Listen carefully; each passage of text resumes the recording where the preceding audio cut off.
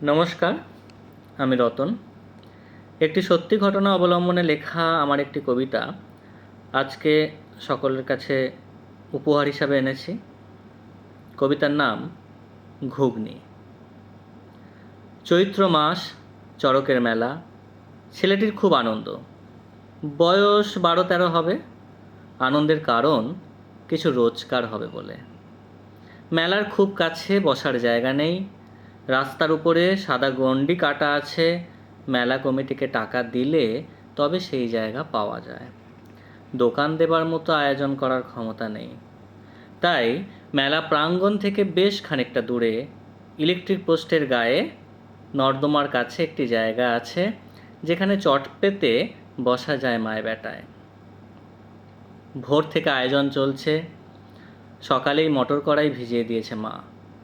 দুপুরে বসে ছেলেটি মায়ের হাতে হাতে আলুর খোসা ছাড়াচ্ছে, মশলা বানাচ্ছে ঘুগনি তৈরি হবে বলে।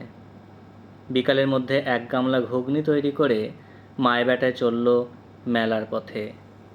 ছেলেটির মাথায় ঘুগনির গামলা, মায়ের হাতে ব্যাগ। ব্যাগে একটা বসার থলে, শালপাতার বাটি, পাঁপড় ভাজা, পেঁয়াজ লঙ্কা সমেত কিছু সরঞ্জাম, একটি কেরোসিনের লম্ফ আর দেশলাই। আসলে ওই পোস্টের কাছে তেমন কোনো আলো নেই। মেলার চোখ ধাঁধানো আলোয় লোকের দৃষ্টি আদৌ কি পড়বে যদি একটা আলো না জ্বলে? ছেলেটি আশা ভরা গলায় বলল, মা, রোজ মেলা হলে কত ভালো হতো বলো। মা হেসে বলল, তাড়াতাড়ি পা চালা, কেউ বসে পড়লে গামলা মাথায় নিয়েই দাঁড়িয়ে থাকতে হবে। মায়ের মনে কিসের ভয় বুঝতে পারল ছেলেটি।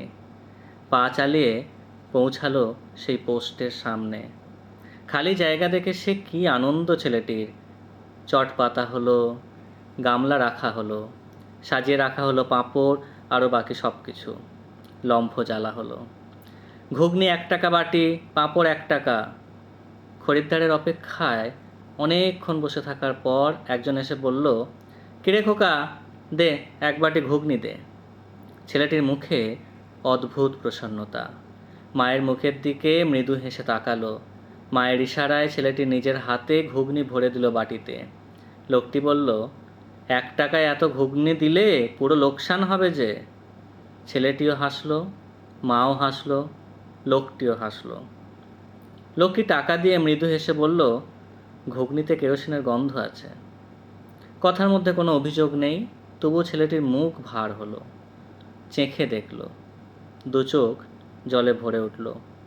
কিভাবে এমন হলো বুঝতে পারল না মা ছেলে কেউই। কিন্তু এই গন্ধ জিনিস তো কাউকে বিক্রি করা যায় না। মা ছেলে ঘরে ফিরে এলো। ছেলেটির কান্না ধরে না। 2টি টাকা রোজগারের জায়গায় সমস্ত কিছু পণ্ড হলো। সারাদিনের পরিশ্রম সব। মা ছেলেকে বুকে টেনে নিয়ে বলল, ঠিক আছে, আমরা পরের মেলায় ভালো উপায় করব।